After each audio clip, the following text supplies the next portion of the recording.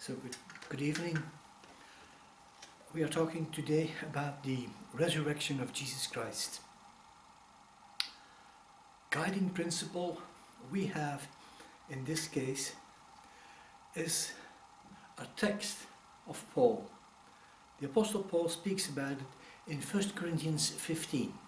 And we are going to look at it and just take things like that specifically on the resurrection on board, because it is absolutely necessary that we understand certain things about what we have here. I found 7 reasons to believe in the resurrection. You have people who say resurrection, it's not really a resurrection, it's resurrected in the believers. So Jesus died so many years ago for the sin, and so when the believer accepted, is resurrected in that believer. Well, that may sound very good, but it's absolutely unbiblical. It has nothing to do with what the Bible is saying. So please don't take that on board. That is not what the Bible is teaching. We have to remember that the Bible is our authority. I can go into that for a very long time, which I'm not going to do, but the Bible, especially the New Testament, is written by eyewitnesses. There is no stronger argument, historically spoken, than eyewitnesses. So when we have eyewitnesses talking to us through the ages, and we have reports of those eyewitnesses, and we have people writing, telling, interviewing those eyewitnesses, and then they bring the reports together. That's what we call the Gospels, that's what we call the letters.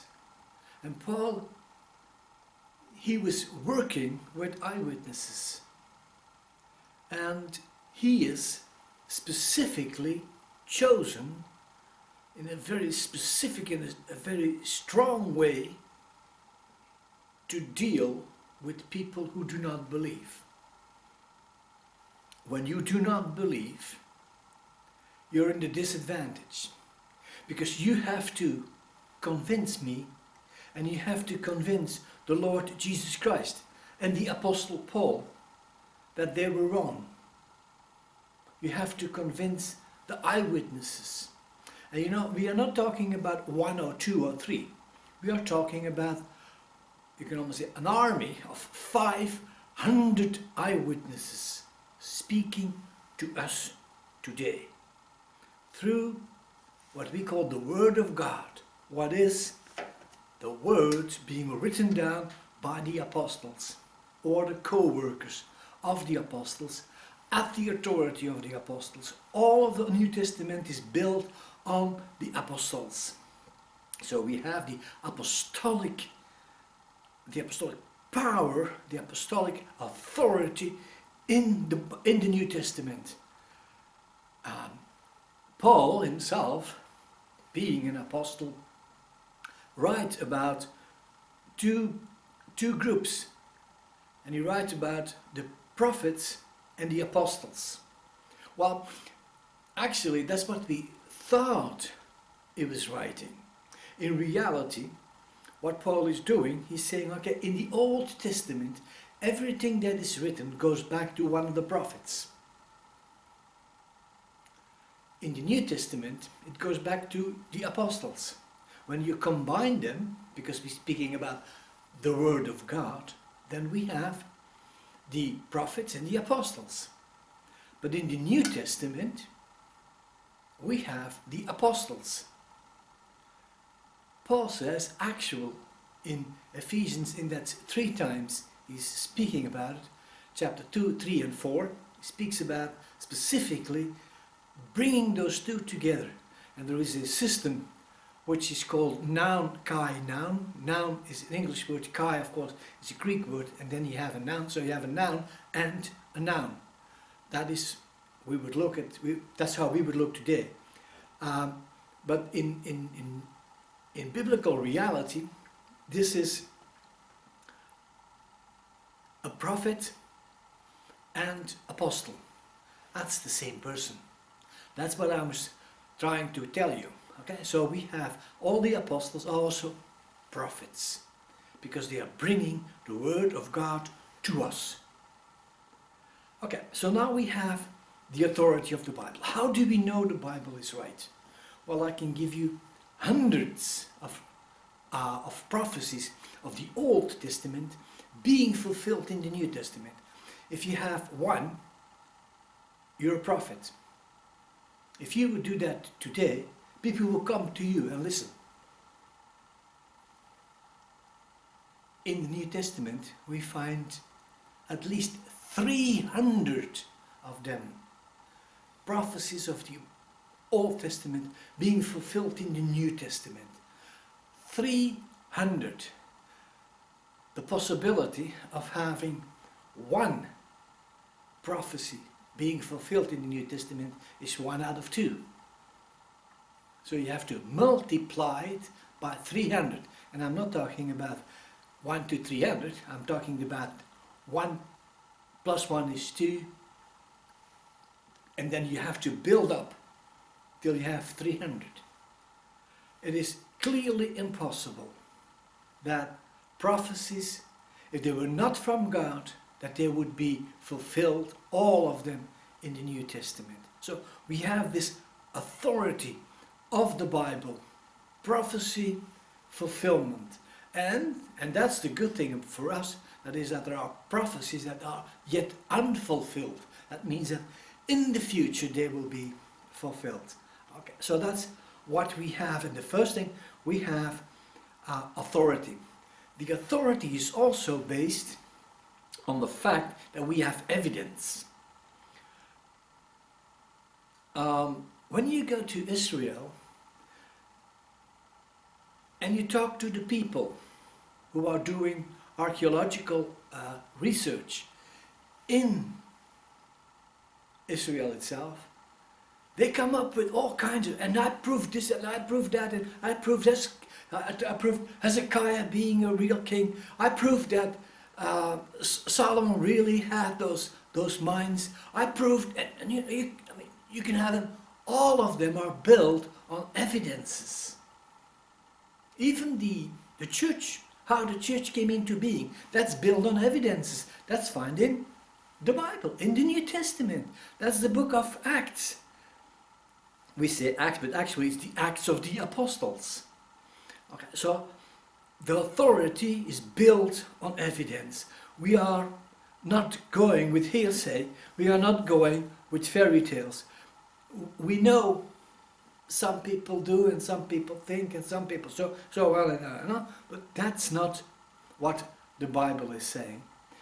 Peter says that we are not going by hearsay. We believe that the Bible itself is right. So we are based on evidence. We are based on the authority of the Bible. Number 2, we are based on eyewitnesses. Like I just said, that we need eyewitnesses. You can, for example, you can read in the book of Acts and see what is happening in the first verse of the first chapter. In my former book, Theophilus, I wrote about all what Jesus began to do and to teach until the day he was taken up to heaven, after giving instructions through the Holy Spirit to the apostles he had chosen. Okay, so in my former book, and then the former book is the book of Luke. Let's go to Luke and see what he's writing there. And he says the following: many have undertaken to draw up an account of the things that have been fulfilled, the word again, among us.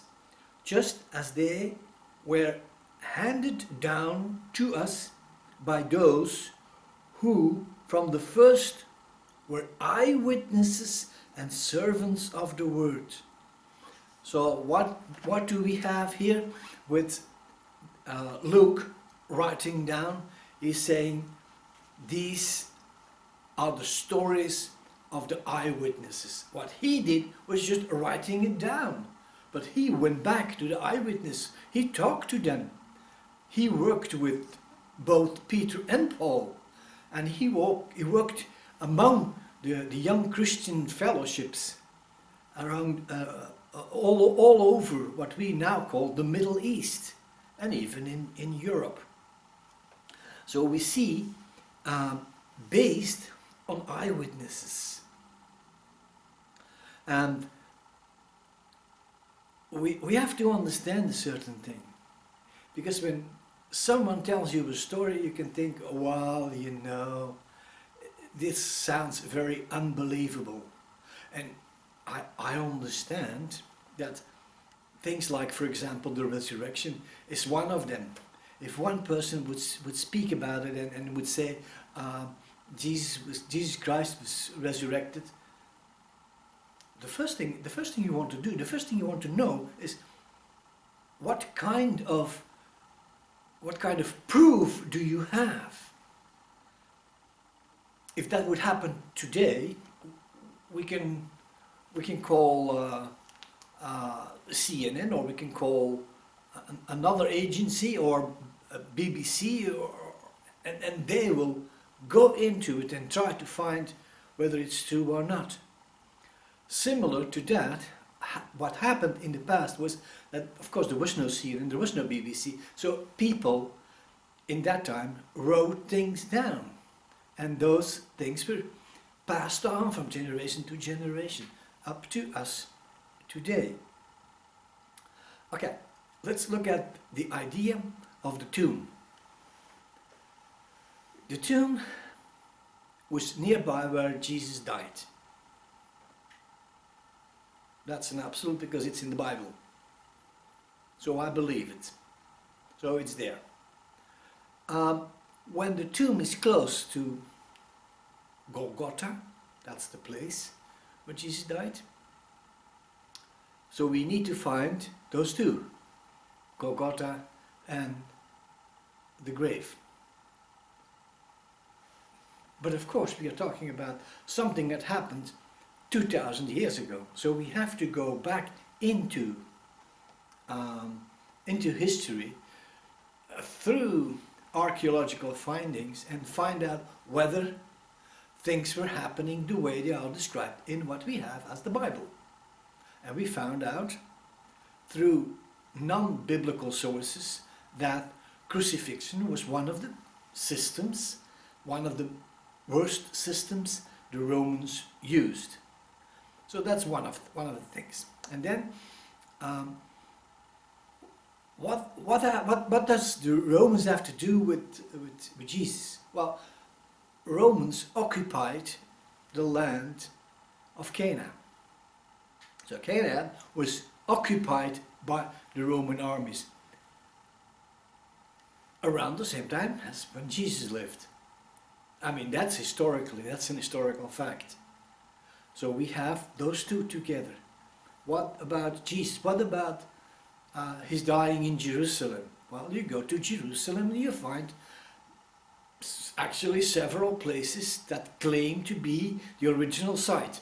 I'm not saying which one, I'm not saying this one is the right one, that's the wrong one. That's not what I'm saying, and that's not what I want to tell you. What I want to tell you is that the eyewitnesses pointed out what was happening at that time. So even if we don't find an empty grave anymore today, that doesn't matter, because the story is being related by eyewitnesses to us.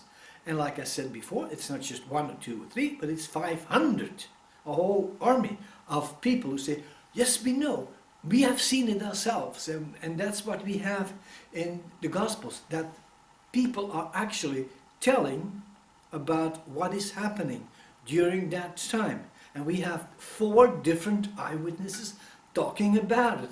And they are relying on other eyewitnesses, and so on and so on and so on. So you build a very strong case.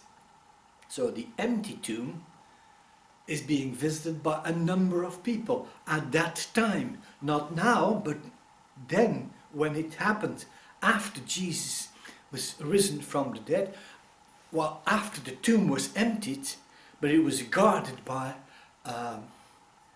Roman soldiers.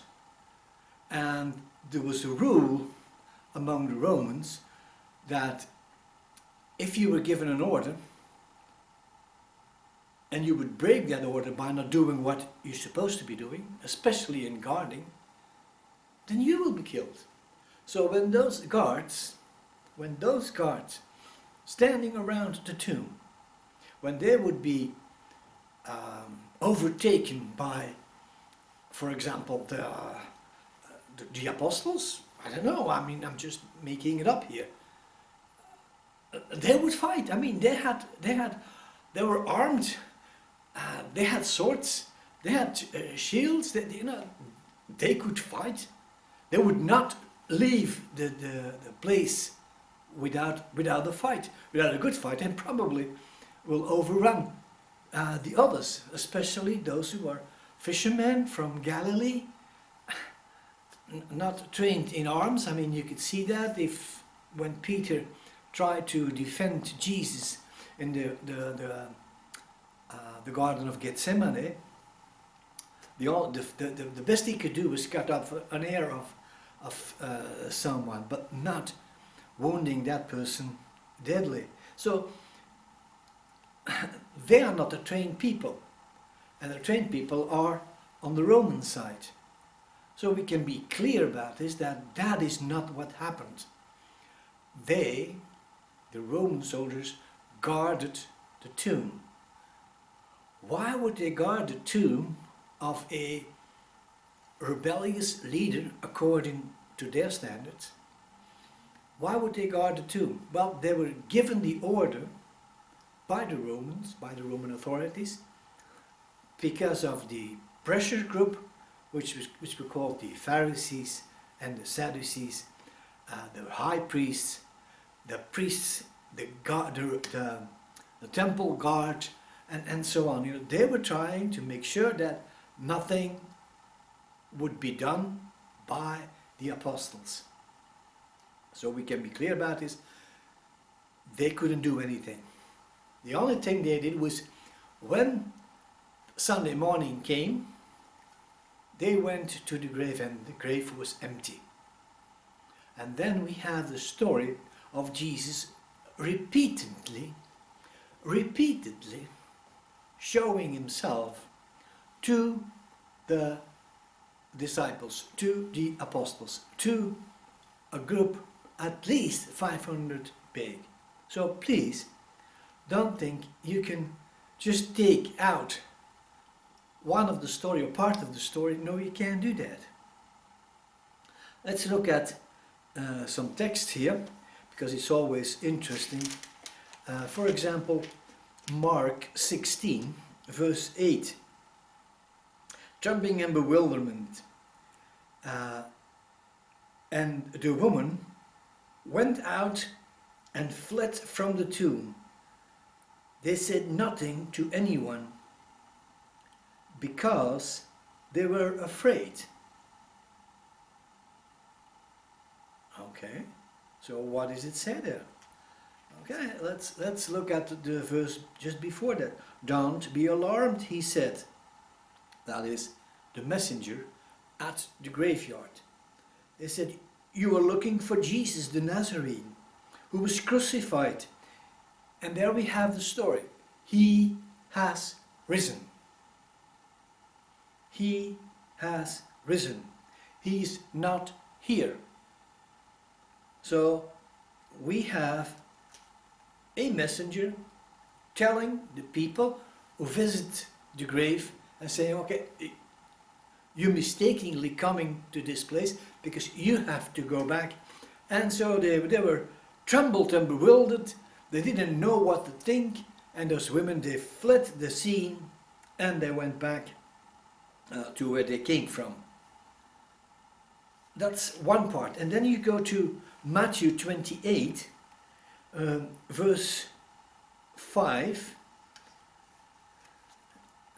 The angel, excuse me, the angel said to the woman, "Do not be afraid." We just saw that, "For I know that you are looking for Jesus who was crucified. He is not here. He has risen." Exactly the same thing being said here, just as he said. So Jesus, had said that on forehand, that he would die and that he would be raised from the dead on the third day. Come and see the place here where he lay. So he's inviting them to come into the grave and say, okay, see for yourself, he's not here.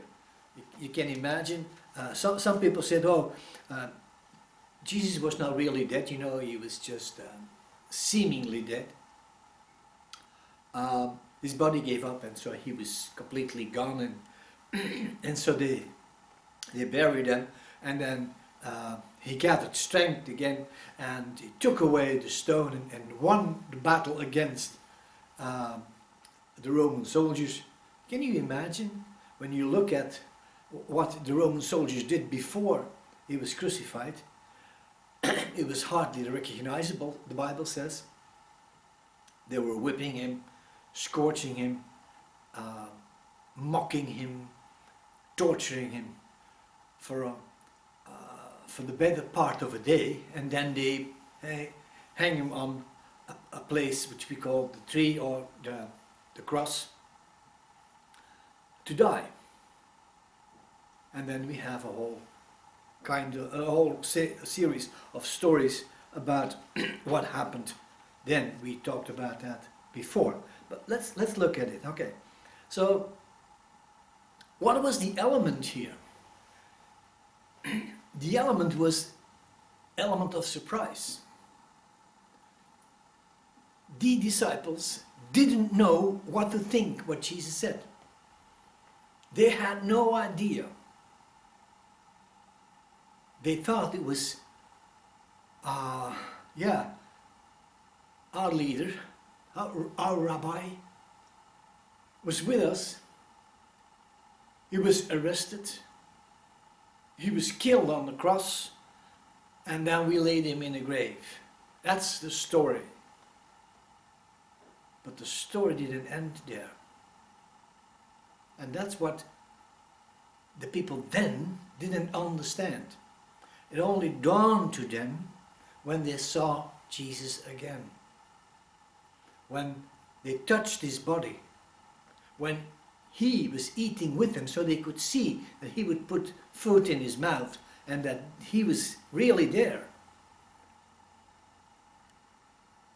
And then we have this element of surprise, because they didn't understand it beforehand, and the Roman soldiers didn't know what was happening to them, because there was an earthquake. And the earthquake shook the earth, and we don't know what happened then, but what we know is that the Bible says the angel of the Lord came down and rolled the stone away, and he sat on the stone. And then later on he went inside. Later on we find two people. We talked about that before. So there was this, even the disciples themselves did not believe it. But now we have this reality. Jesus was no longer in the grave. So there were several possibilities. Somebody stole him. The Roman soldiers, they were overtaken by a band of what? I don't know. Especially not the disciples, because they were surprised themselves and they didn't know what to think about this. So here we have an impossibility. Jesus could not have taken the soldiers, he could not take down the soldiers by himself, because he was tortured and he was lying in the grave for 2 days. So here we have the story of the surprising of the women, the surprising of the apostles. And then you have the other part, you have the Sanhedrin. They were trying to make up a story. They said something like,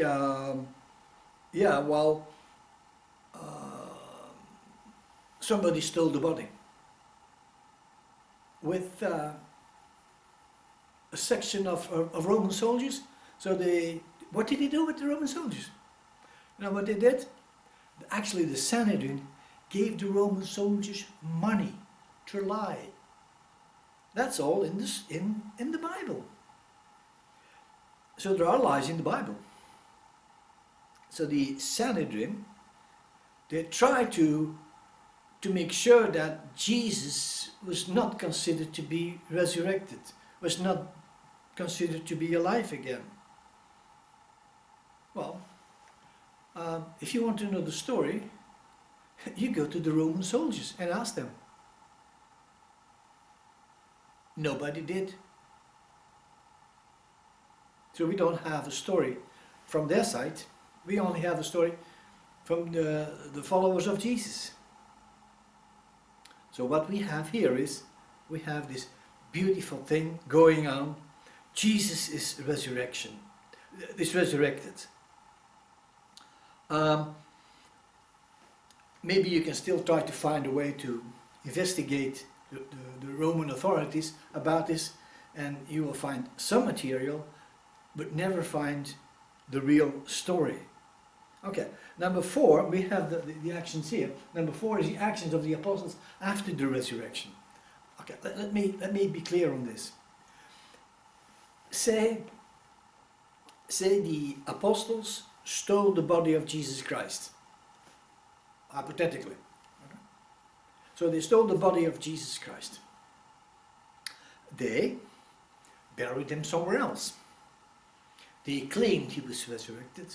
They claimed he went back to heaven, and they claimed forgiveness of sin. They claimed, and so on and so on and so on. But whatever happened on the day of Pentecost in the book of Acts in chapter 2, it never really happened. The apostles, they were just making up stories, and people believed them. I don't know why, but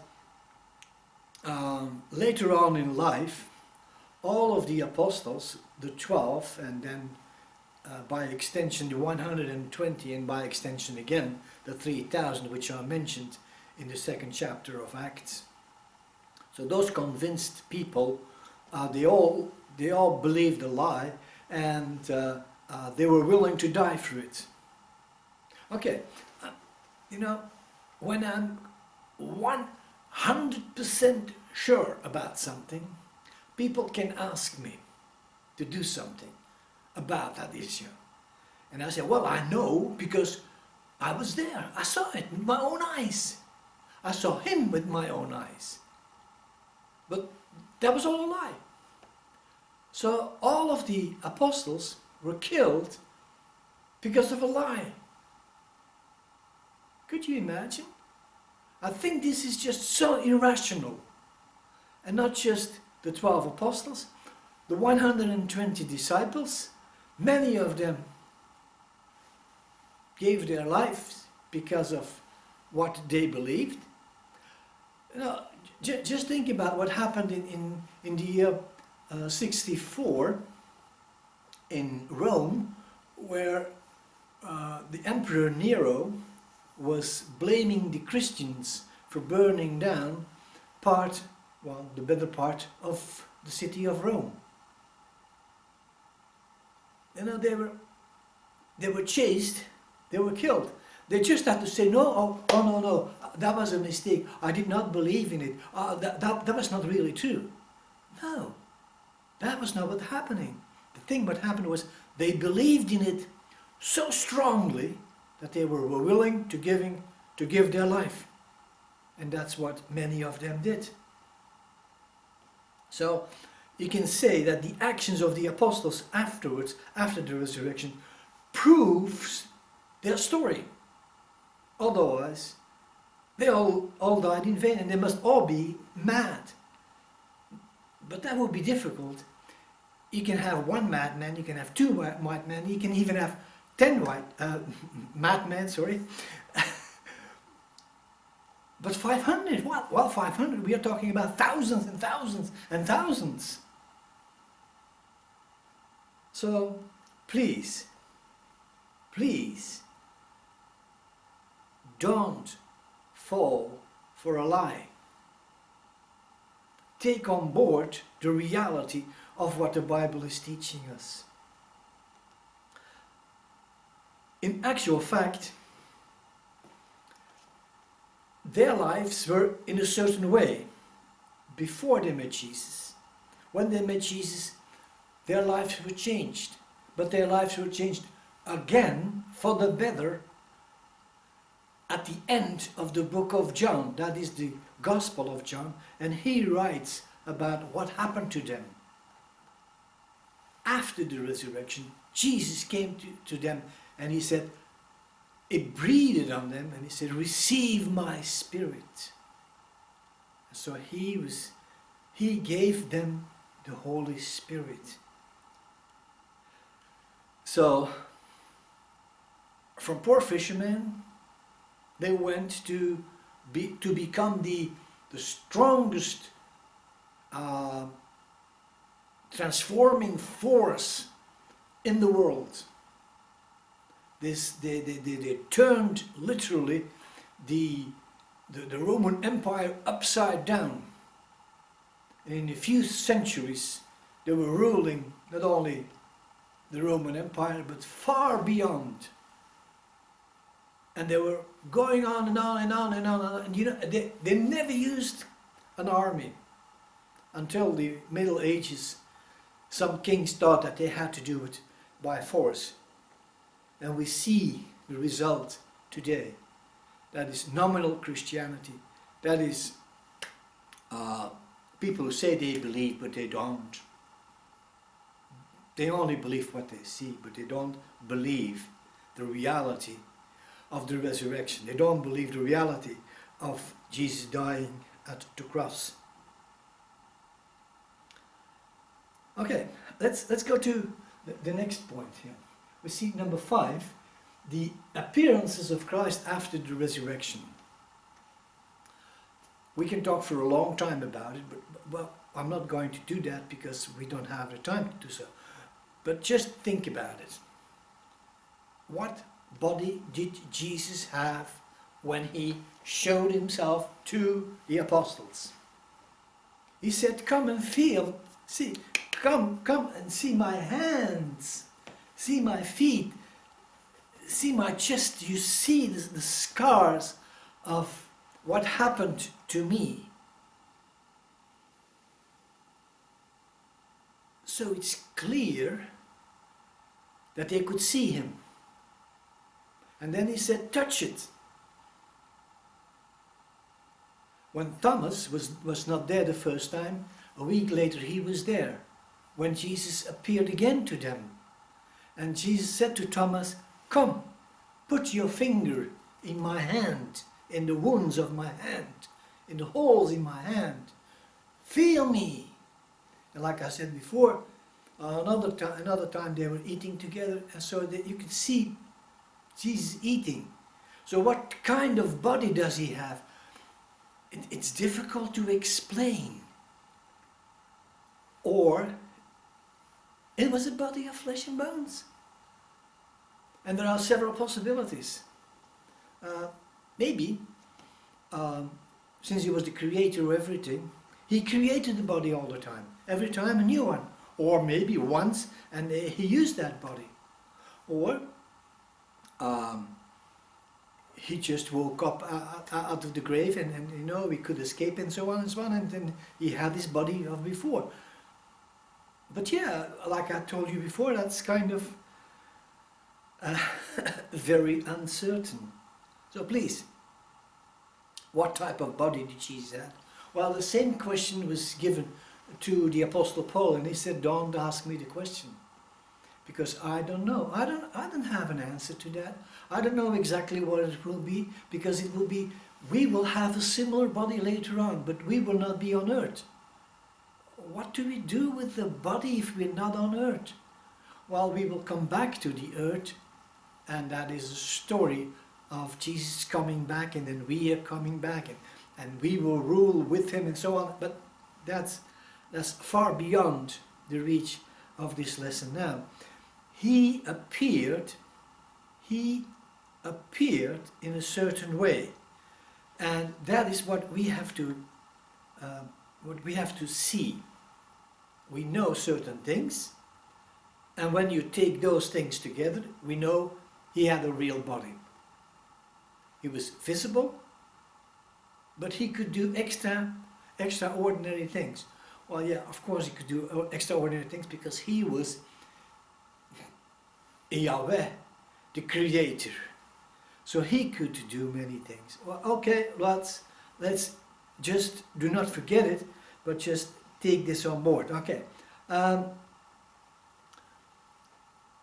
He was with his disciples after the resurrection, not just for one day or one appearance, but for what? Almost 6 weeks. Almost 6 weeks before he left them and he went back to heaven. So we have an extended time that Jesus was with his disciples. You can go back to the book of Acts, as we did before.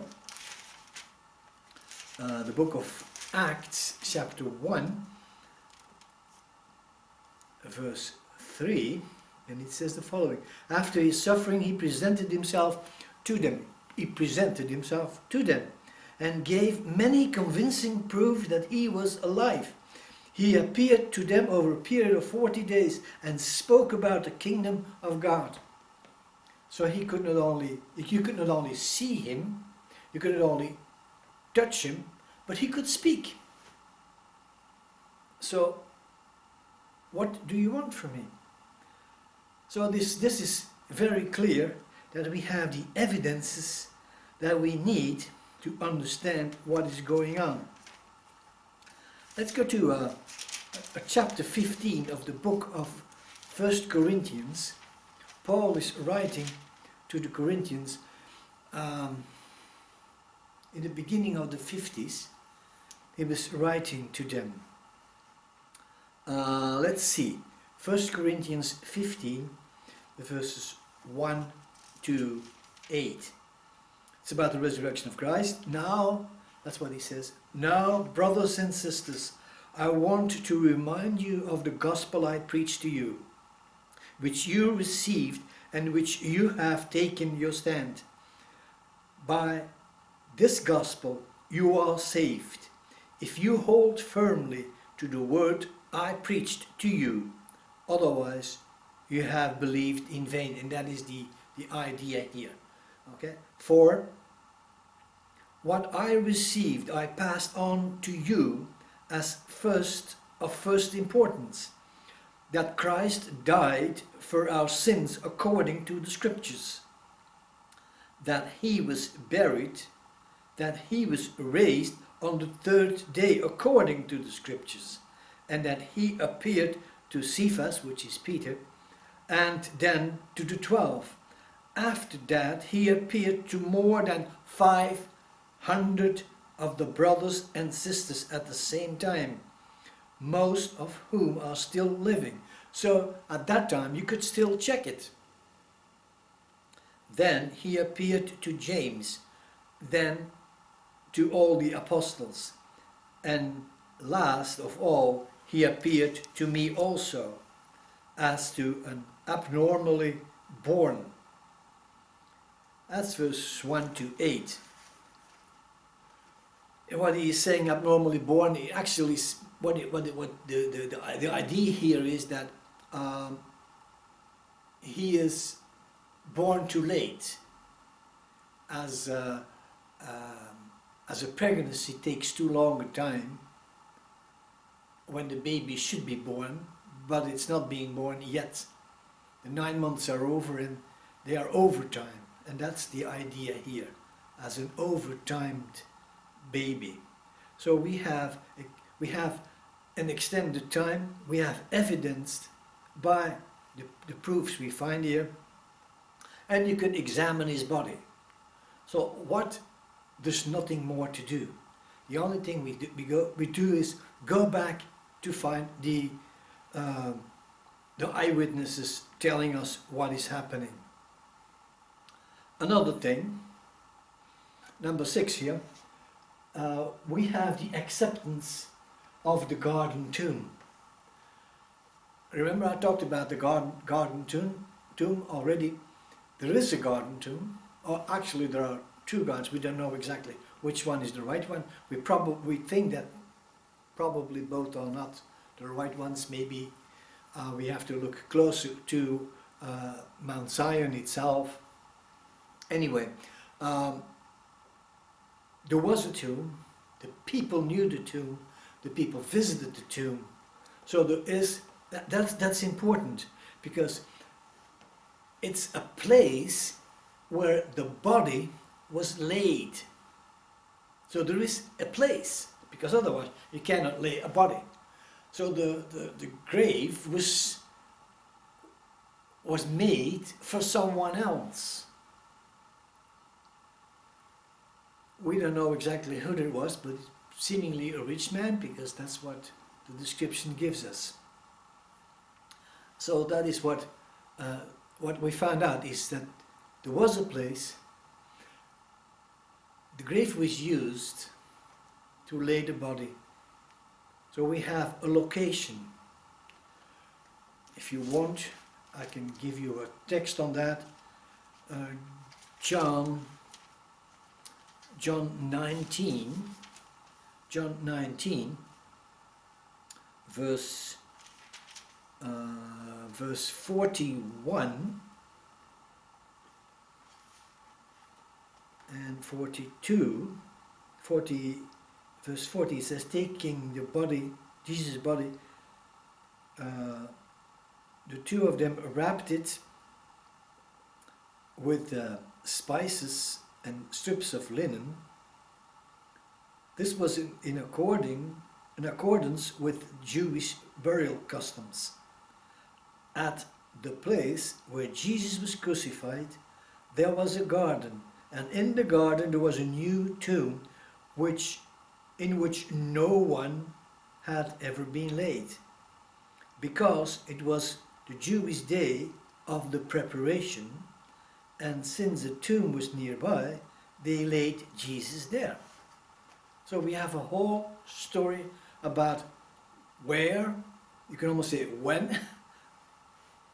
It's clearly described here, so there's no, we don't have to doubt about it. Okay, this gives us a very good idea.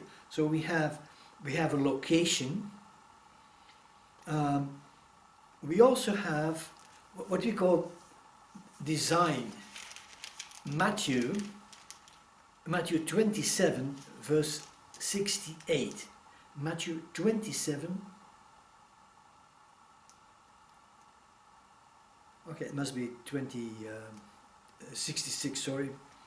So they went and made the tomb secure by putting a seal on the stone and posting a guard. So you had a tomb, and seemingly you had a way of locking the tomb, so nobody could go in, nobody could come out, and then you had a guard standing there. So it was kind of good, well arranged. It was not something that happened by coincidence. No, it was really done according to a proper way. So that's what we have here.